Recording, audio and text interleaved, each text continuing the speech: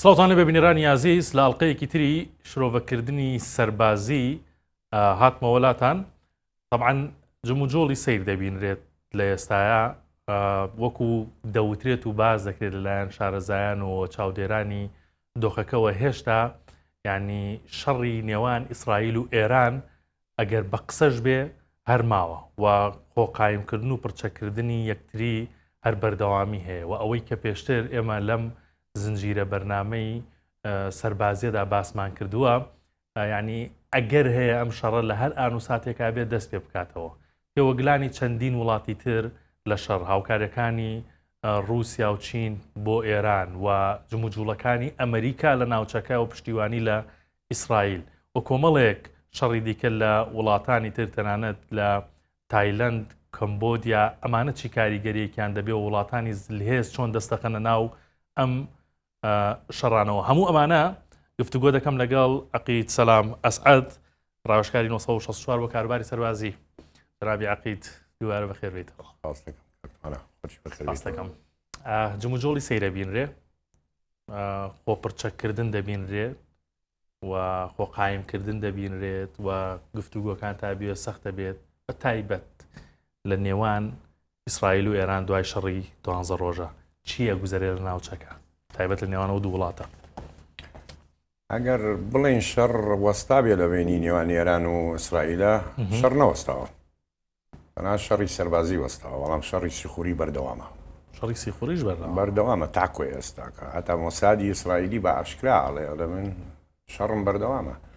بۆ نمونە سەرەکی کارخانەیەکی پێڵاو لە ئێران لە تەهرانە ئەتەقێتەوە، مەسفایەکی غاز ئەتەقێتەوە، سیارەیە لە ناو شەقامە ئەستێ، باڵەخانەیەک شوقەیەک ئەو قاتە ئەستێ هەمووی تەقینەوە لە بازە شوێنێک کە بێتە نەما ئیشی مۆسادە.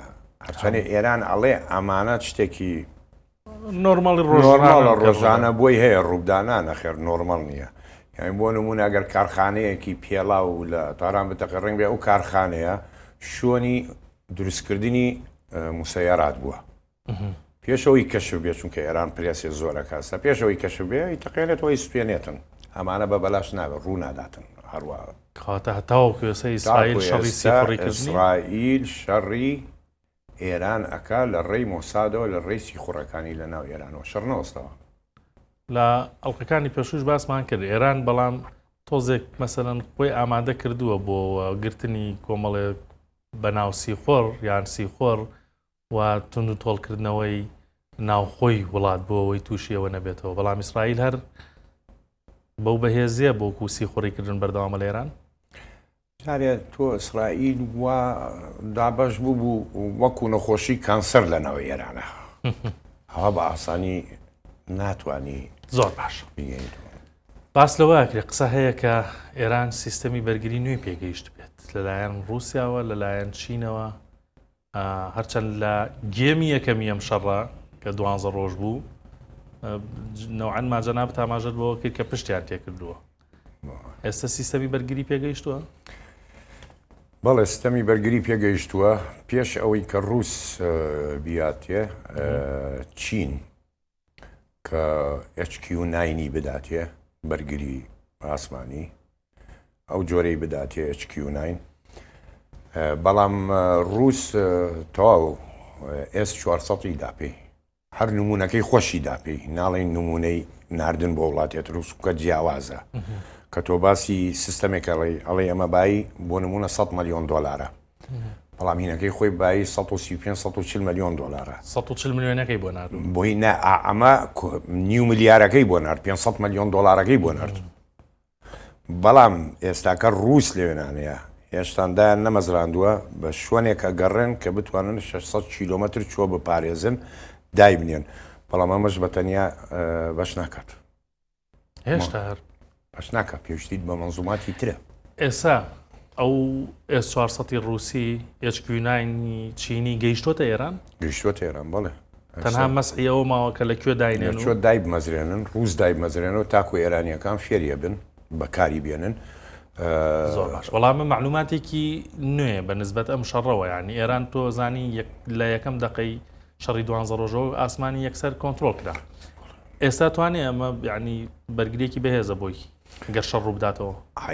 ئەتوانێتن بەس پێش ئەوەی ئێمە کە باسیکەین ئەبێ بیپارێزێ بە مەنزوماتی بوک M3 M2 مەسەلەن پانسەر شتێک هەیە بۆ موسەیرات بۆ نەوی کە نێزیکە بێتەوە دێت تۆ موشەکە بەکار نەهێنی بۆ موسەیرێک بای $20,000 بێتن ئەبێ بیپارێزیت کە پاراستت ئەمە ئەتوانێت لە دووری 400 کیلۆمەترەوە لە فڕۆکە ئیسرائیل بداتن وە توانای ئەوەشی هەیە کە لە F-35 بدا شەبەحی. باشە بەڵێ ئێستا زانیمان کە سیستەمی بەرگری پێگەیشتووە لە چین و رووسیاوە.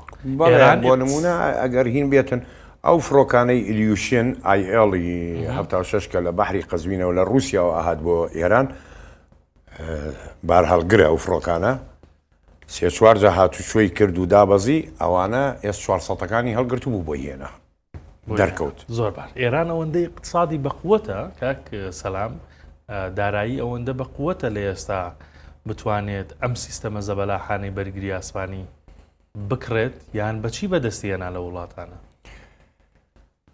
خۆی HQ9 کە تاخیر بوو لە بڵین چینەوە چونکە چین داوای لە ئێرانە کرد ئەبێ ئەمە پارەکەی بە $، بدرێتن ئەگەر $ت نییە ئەبێ بە زێر بندەیتێ باش باڵتون پارەکەیم بدەیتێ ئێرانیش توانای ئەوەی نەبوو ئەویست بە نەوت بیداتیان بە یوانی سینی بۆیە سەفیری چین لە ئیسرائیل وتی ئێمە ڕێککەوتنمان نییە لەگەڵ ئێرانەوە هیچمان نەداوە پێی چونکە ڕێک نەکەوتو بوون لەسەر پارەکەی بەڵام ئێستا ڕێککەوتن کۆتایی پێهات وەریشی گرت هەر $، و زێڕی پێداوە؟ بەڵێ $، زێر نەهات چونکە ئەوڵێ گەر بە $، ناتوانانی بندەیتێ بە زێر بندەرێ بەڵام کە $ی ئامادە کرد پێویست بە زێر نەکردن. پرسیارەکەمەوە بوو ئەم هەموو $، لە ئێرانە بەو اقتصادە خراپەوە کە دەبینرێت و دەبیسترێت جێگەی بڕواایە؟ نانە خێر جێگەی بڕوان نییە هەنی لایەتر هەیە ئەو پارەی بۆ تەرخان کرا ئامادەی کرد. لاکە کوێیە؟ زۆر باشە با باسیەوە بکەین کە لە دوایەم شەڕەوە بینیمان توانای موشەکی ئێران بۆ ئیسرائیل چۆنە و بەهێز بوو بەڕاستی ینی چاوەڕێ ئەوەی لێ ناکرا. ئێستا موشەکە بالیستەکانی هیچ گۆڕانکاریەکی تیا کردووە موشەکی متەوەستی موشەکی ناوەندی ماوە ئێران چی گۆڕانکاریە لە موشەکەکان و چەکەکانی ئێرانە لە نزیکەی 40 ڕۆژە بێ ینی شەڕوەستاوە ڕوویداوە.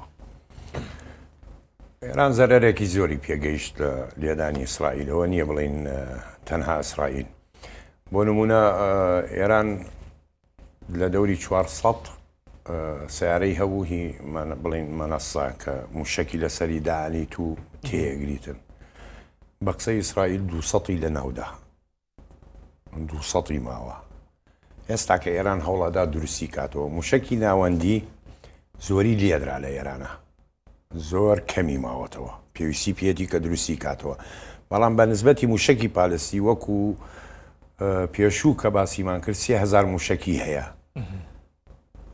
ئێران لە 12 ڕۆژەکە 445 موشەکی بەکارهێنا لەو 445 دانی بەکار زیاتر لە 2009 ماوە ماوێتی 2009 ماوە. باش ئێستا کە دەسەکاتن بە دروستکردنی موشەکی بالستی زۆر ئاسانترە لە دروستکردنی موشەکی بەرگری ئاسمان وە نرخیشی کەمترە. ئێستا کە کەوتووەتە فەتاح دوو کە دروستیکە هایپەرسۆنیک میساڵ کە بڵین سورعەتی ئەگاتە 18,000 کیلومتر لە سەعاتێکە لە جیاتی 650 کیلۆ بۆمبی تیابێ بیکاتە تانێ و زیاتریشی بکاتە. ئەوەی پێشتری چەندێکە ڕۆیی ئەم 18,000 ڕۆ سورعەتی بەڵێ سەفەتاح دوو بۆ ماوەی 5 دقە لە ئێرانەوە گاتە تەلەبیب لە چۆی ئێرانتەی بگرێ بە 5 دقا گاتە تەلەبیب. بە نسبەتی موشەکەکانی ترەوە جیاواز بوو هەیە هایپەرسۆنیک نەبوو هەبوو هایپەرسۆنیک بوو سورعەتی بۆ گەیشتە 12,000 کیلومتر لە سەعاتێکە بەس نەوەک 18,000 کیلومتر 18,000 کیلومتر لە سەعاتێکە گرتنەوەی لە موشەکی بەرگری ئاسمان سەختە کە بتوانێت ئەمە بگرێتەوە ئەم سورعەتە. زۆر باش ئاتا توانێسە بڵین ئێران موشەکی متەوەستی نەماوە ناوەندی ماوێتی بەڵام بەو عادەدە نییە بەڵام لە بەرامبەرە دروست دەکات. بالیستیەکانی هەم پەرە پێدا و هەم گۆڕانکاری تیاکە و هەم زیادیشێکە. بەڵێ باشە وەکوتم مودەیەکی زۆرە شەڕەکەەوە ساوە شەڕی 12 ڕۆژە هەر بەڕاستی باسی یعنی قەبارەی گەورەی پارە دەکرێت و خەرجی ئەم شەڕە 12 ڕۆژە دەکرێت. ینی ئەگەر تۆ بۆ خۆت لە یەکی بدەیتەوە 12 ڕۆژ شەڕ ڕووی داوە ئەگەر ئەم شەڕە بگایەتە 6 مانگ یعنی ئەو پارەیە کە باسیەکەن زۆر خەیاڵی بووە تێچۆکەی ئەوەندە زۆر بوو بۆ ئیسرائیل و بۆ ئێرانیش بەڵێ حتا ئەمریکاش ئەمریکا باش باسێکی ئەوم بۆ بکە تێچۆکان چۆنە ئەمە پارەی ئێران کەمتر بوو لە ئیسرائیل و ئەمریکا چونکە وەکو بە جەنابتم وت موشکی بالستی دروستکردنی نرخی زۆر کەمترە لە موشکی بەرگری ئاسمان زۆر نرخی کەمترە بە نسبەتی ئیسە بینە سەر ئەمریکا بەتەنیا ئەمریکا حوت منزومەی ثادی هەیە پێنجی لە ئەمریکایە سنووری ئەمریکا پارێزێ بڵین لە ئەلاسکاوە بۆ فلۆریدا ئەنجا لە لۆس ئەنجلیسەوە بۆ سنووری کەنەدا دوو دانەی هێنا بۆ ئیسرائیل دانەیەکشی دا بە سعودیە لە منتیقەی یەنبع قاعدەی مەلیک لێوێ بە پارێزێک کە ئەمریکا هینەکە و ئارامکۆشی لێە بێ بیپارێزێتن نەوت لەو ناوچەیە جگە لەوە حوت مودەمیرەی دەریای هێنایە قەراغی ئیسرائیلەوە موشکی ستاندارد میسایل 360 بەکارهێنا کە پێوتە SM3 دانەی بە 25 ملیۆن دۆلارە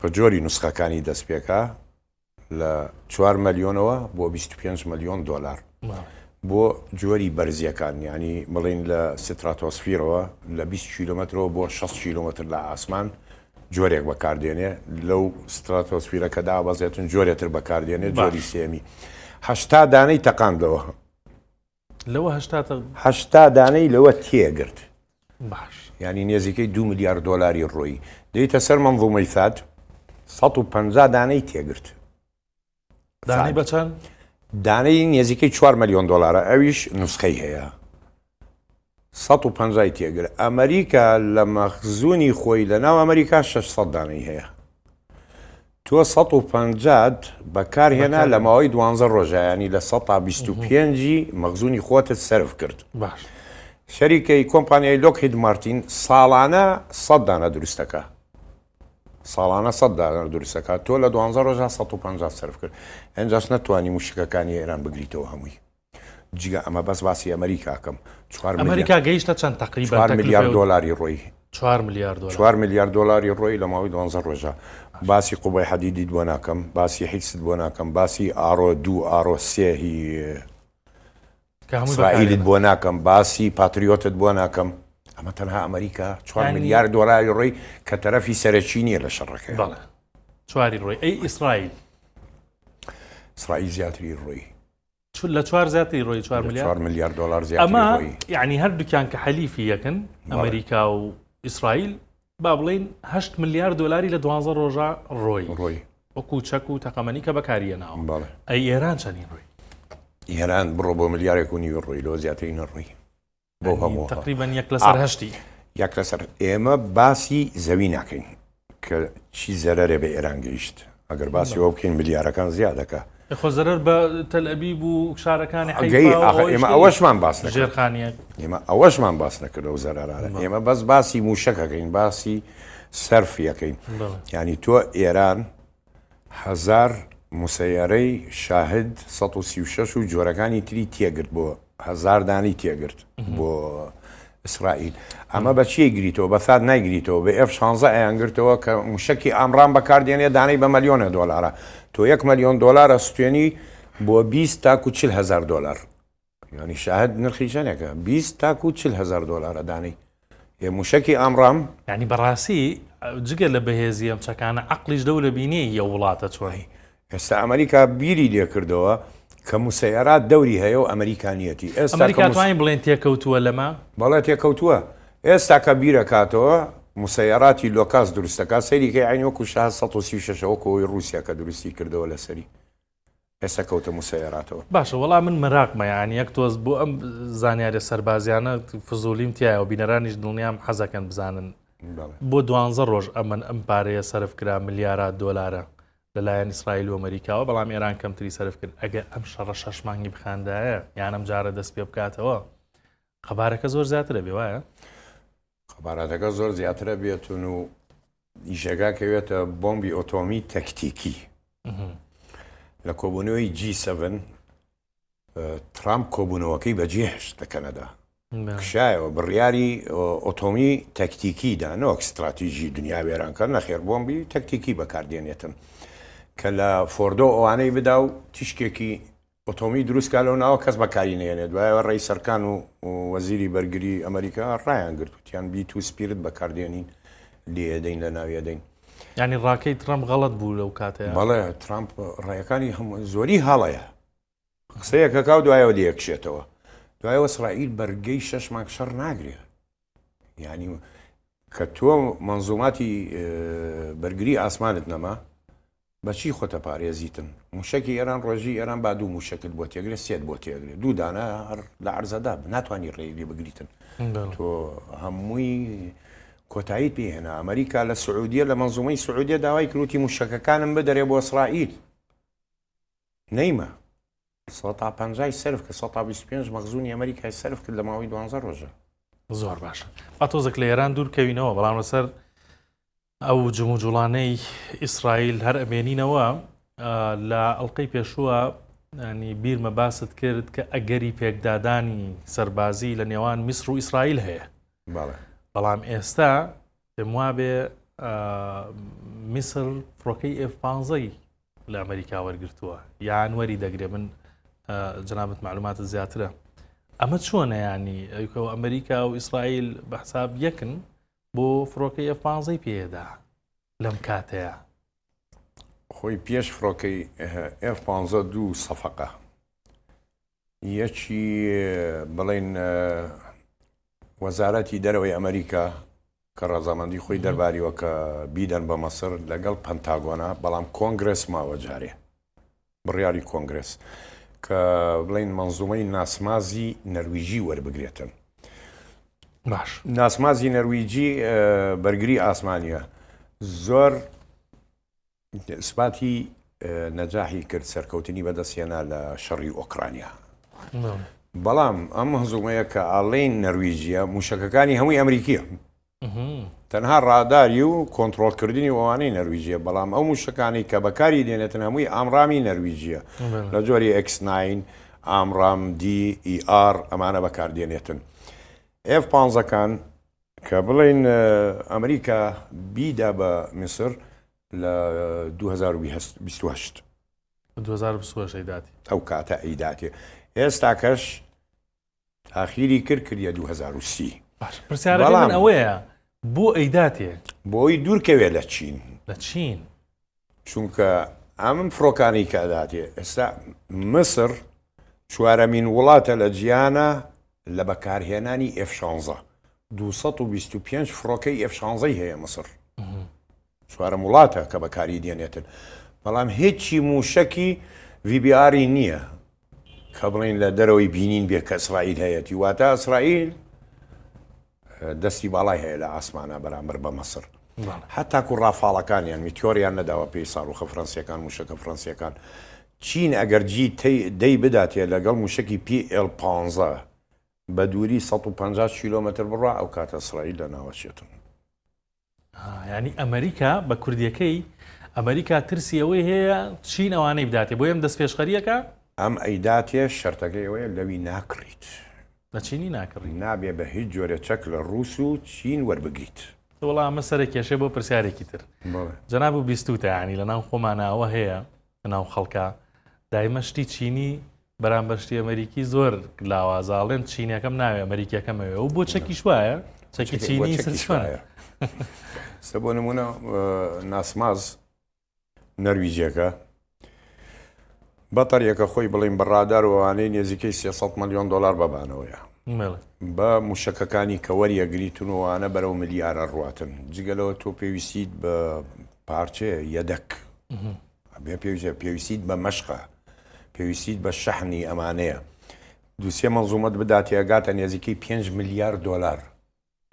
پاشە چین 50 فڕۆکەی G10 داتێ لەگەڵ 300 موشکی PL لەگەڵ 2 فڕۆکەی فیول سوتەمەنی وەربگرێ لە ئاسمان لەگەڵ 2 فڕۆکەی ئنزار مبەکر کە تۆ پێویستیت پێوێتی و موشەکانە لەگەڵ یابێتن تاکوەگاتە هەدەفی خۆی ئەمانە هەمووی بە 3 ملیار دلار ئەداتێ چین ئامادەیە ئەمە هەمووی بە 3 ملیار دلار باڵێ بە 3 ملیار دلار ئەداتێ باش ئەمە ئەمریکا چیە داتێ بە چەند ئەمریکا نرخەکانی زۆر گرانترە لەوانەی کە چین ئەمریکا کێشەکەی ئەوەیە چەکەکانی گرانە دائیمە بەرەو تکنۆلۆژیای بەرز و چەکی گران چەکی هەرزانی نییە موشکەکانی هەمووی 3-4 ملیۆن دلار بەبانەوەیە وەکەسە PL 15 خۆ ناگاتە ملیۆنێ دلار کە ڕافاڵی هەندی خستە خوارەوە لە شەڕی ئەو 3-4 ڕۆژەیە ناگاتەوە نرخ باشە وڵا هەر لەسەرەوە مەیە بۆسم یعنی سەر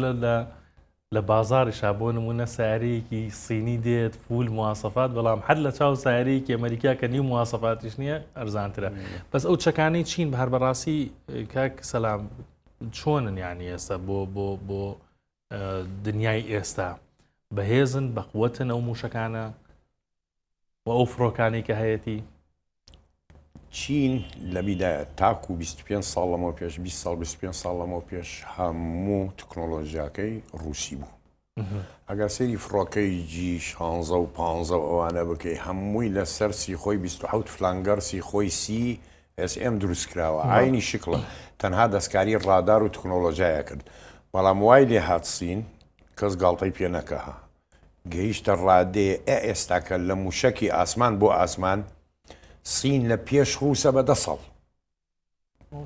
ڕووس 10 ساڵیوێ بگاتە چین بۆ موشکی ئاسمان بۆ ئاسمان لەم کۆتاییە لە ڤیددیۆیەکە لە ڕسمێکە سیخۆی 35S لە پێشنگایەکی بڵین فڕۆکە کە پێشانە داستەعراز سیخۆی 57 موشکێکی هەڵگرت بوو لە جۆڕی R77 کە پێوترێ M 180 کیلۆمەترە تازە ڕووس دروستی کردووە چین پێش 15 ساڵ دروستی کردووە زۆر پێشکەوتووە زۆر پێشکەوت زۆر پێشکەوت باشە ئەمە ڕامەکێشێ بۆ پرسیارێک لەسەر کە زۆر باسمان کردووە سیستەمی ڕادارات باشە سیستەمی بەرگری ئاسمانی و ڕاداری ئاسمان کە چۆن فڕۆکە دەناسێتەوە مەسەڵەن ئێستا ئەو ڕادارانە بە هەمان شێوە و فڕۆکەی ڕووسی و چینی دەناسنەوە کلەوەی کە فڕۆکەی ئەمریکی دەناسنەوە جیاوازیەکە هەیە جیاوازی زۆرە لەبینیان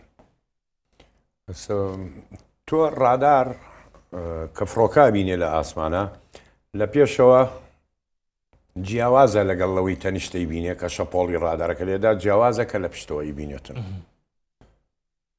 بۆ نمونە ئەگەر بڵین لە پشتەوە لە ئاگزۆزەکەی پەنجەمۆری گەرماکەی فڕۆکەی چینی و ڕووسی سیخۆی 57 لە ڕادار بەقەد ئەسپەکەی بینی گەورەیە فڕۆکەی ڕووسی و چینی بەقەدەر ئەسپێک شەبەحی باسی شەبەحیت بۆ کەم بەقەد ئەسپێک گەورە ئەیبینێتن لە ڕادارەکەیە باش F35 F22 ئەمریکی بەقەد مێشەنگەکەی بینێت جیاوازێکە زۆر زۆرە تکنۆلۆژیای ئەمریکی زۆر پێشکەوتووە جارە ماویانە بگەن بەو ینی بەچی دەگەنە ئەوە هەر بەڕاستیەوە پرسیارە ئێستا ڕاداراتی تازە دروست دەکرێتن تایبەتی ئیستە لە نەمسا بە هاوکاری ئەمریکا و چینیش لەگەڵ ڕووس ڕێککەوتونە ڕادارێکی کەمی هەیە دروستیەکەن ئەمە ئەتوانێت تەحدیدی بکاتن ئیتر زمانی شەبەحی نامێنێ ئەبێ بڕۆیتە 6 جەنەڕیشن نەوەی شەمی فڕۆکە تەواو کۆتایی پێهات پێنجەم ئەدۆزرێتەوە بە ئاسانی و ئەخرێتە خوارەوە بە موشکی HQ بە موشکی S400 ئەو ئەگەر جگەی S500 هاتە مەدانەوە دەرچووە دەرەوەی رووسیا باش ئەوانە مانگی دەستگرتە خەنە خوارەوە لە ئاسمان زۆر باش هەر باسی چینمان کرد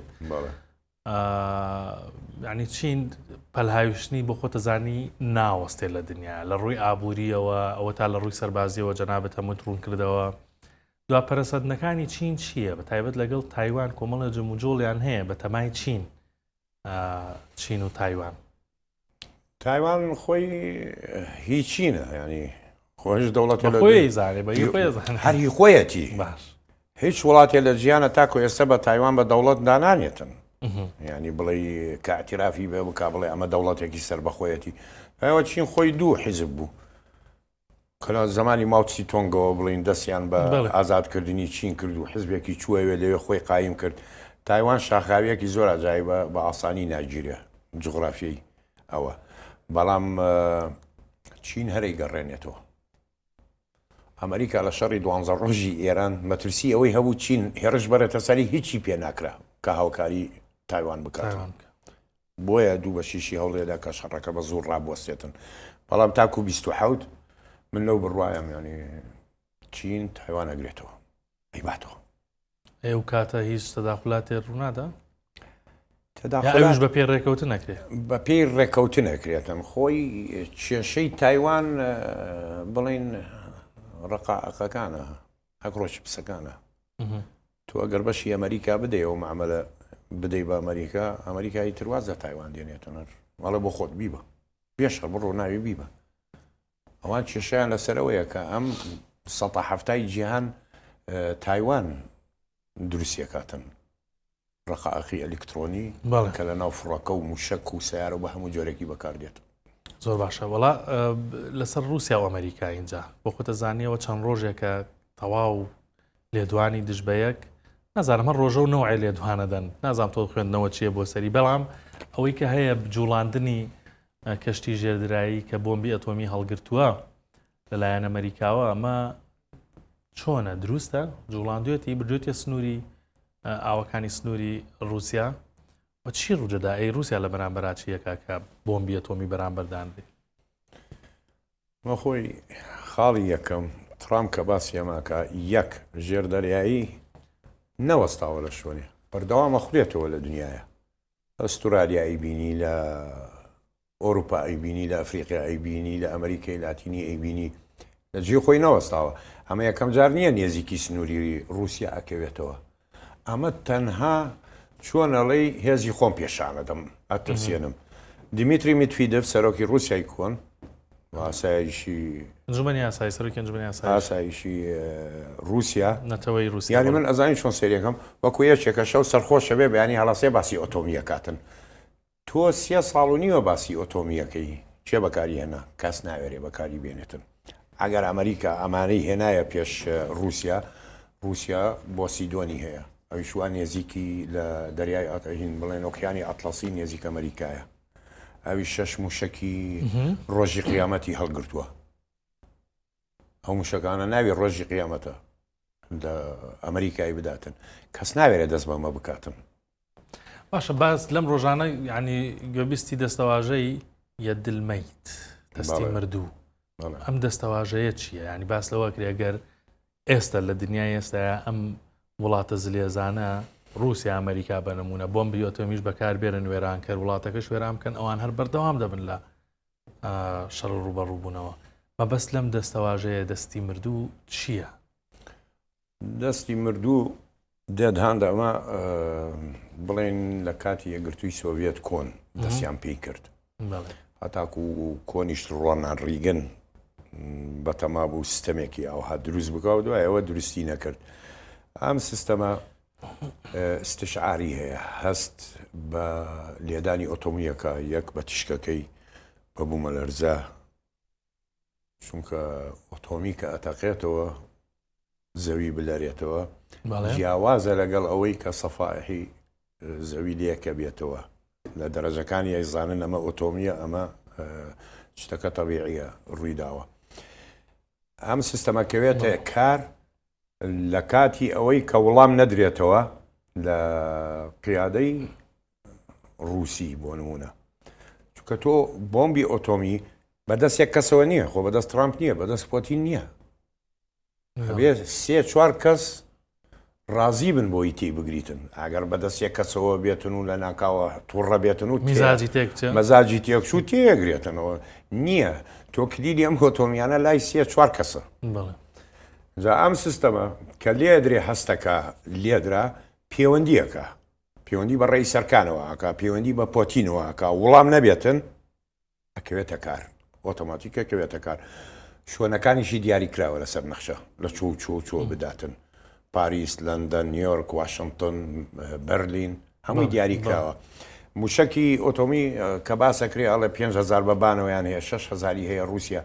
لە ستراتیژیەکانی 400 دانەیە ئەوانەی تر تەکتیکیە 400 دانەی هەیە ئەوش لە جۆری یارس ئەڤەنگارد تۆپۆل ئەم موشەکە ئەمانە باشە خۆ موشکی ئەتۆمیش حتمما تەتەوری کردووە ینی مەبەستمە بزانم کە لە چاو ئەوانەی کە لە ناکازاکی و هێرۆشیما بەکارات ئێستا موشکی ئەتۆمی چۆن تەتەوری کردووە چەند بەرامبەرە ئەو موشەکەی ساڵی 1945 کە ئەمریکا لە هیرۆشیمایدا یەکەم دوایەوە لە نیاکازاکیدایەوە شاری نیاکازاکی ئەوە دەوری 240,000 کەسی کوشت ئەو بۆمبە بەڵام ئێستا بۆ نمونە ئەگەر باسی ئەڤەنگاردی ڕووسی بکەی 2000 جار لە بۆمبەکەی هیرۆشیما بەهێزترە 2000 جار لە ئەوە بەهێزترە ینی یەک موشکێک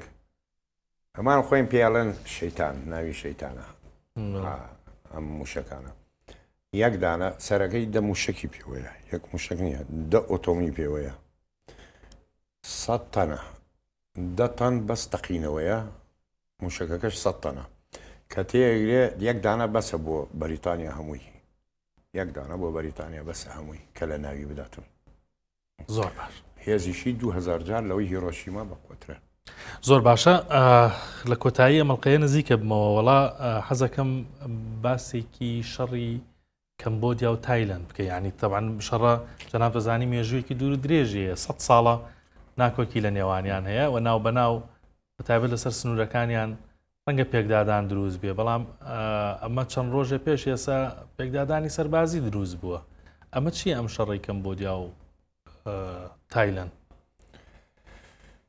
ئەم جارەیان لەم کاتا کە بۆ نمونە دۆناڵد ترەمپ تەداخلی هەموو شتێکەکە بەتایبەت بۆ ڕاگررتنی شەڕ و ئەوانە کاریگەری ئەم شەڕەت چییە بێ ئەم شەڕە گەر گەورە بێ چی ڕووەدا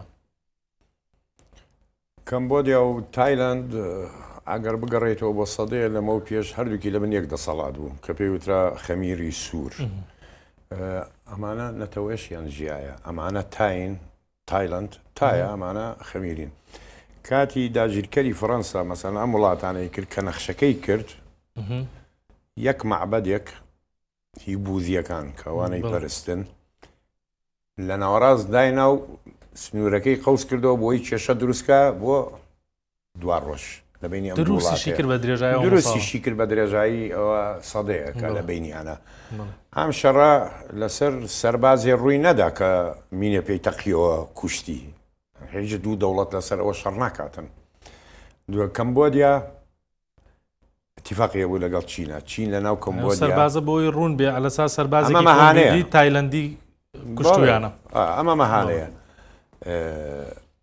چین لە مەزیقی ماڵقا قاعدەیەکی بەحری زەخمدانێ ناو کەمبۆدیا دروستی کاتن ئەگەر دروستی کرد ئەو دەریایانە هەمووی ئەبێتە مڵکی خۆی ئەمریکا ڕێ بەمە نادا تایوانی پاڵنا ئەم پرۆژەیە نابێ بکرێتن و ئەبێ ڕابۆستێتن کەمبۆدیا دەرەقەت تایلەند نایە کەمبۆدیا کا وڵاتێکە فڕۆکەیە جەنگی نییە یەک دانی نییە تایلەند 25 F-16 هەیە ینی تۆ بە موشکی گراد مۆدێلی 1945 ئەتوێ بەرامبەر بە F-15 ئەمریکی کە تایلەندە یەتی شەڕ بکەی مستحیلە شتەکە کەواتە ئەم شەڕە ڕوونا یان ڕوونادایان ئەبێ ڕای بگرێتن ئەبێ ڕابگرێت وەکو پێشتر چەندین ئەتەوێ شەڕەکە بەردەوام بێ بڕۆ قاعدە بەحریەکە دروستکە زۆر باش دەریا بۆ مەڵقەیەش منی چم نەماوە نازانم تۆی چوومەوە باسکی سپاست دەکەم کاکە عەقید سەلامە سعەت ڕاوێژکاری 964 بە کارەباری سەربازی دوبارە سپاس حتمەن ئەڵلقەکانی داهاتوو شتی زۆر باشتر باسەکەین و زانیاری زۆر زیاتر دەدرکێنی ئینشاءالله سپاس بۆ بینەریەوە تا ئەڵلقەی داهاتوو شاد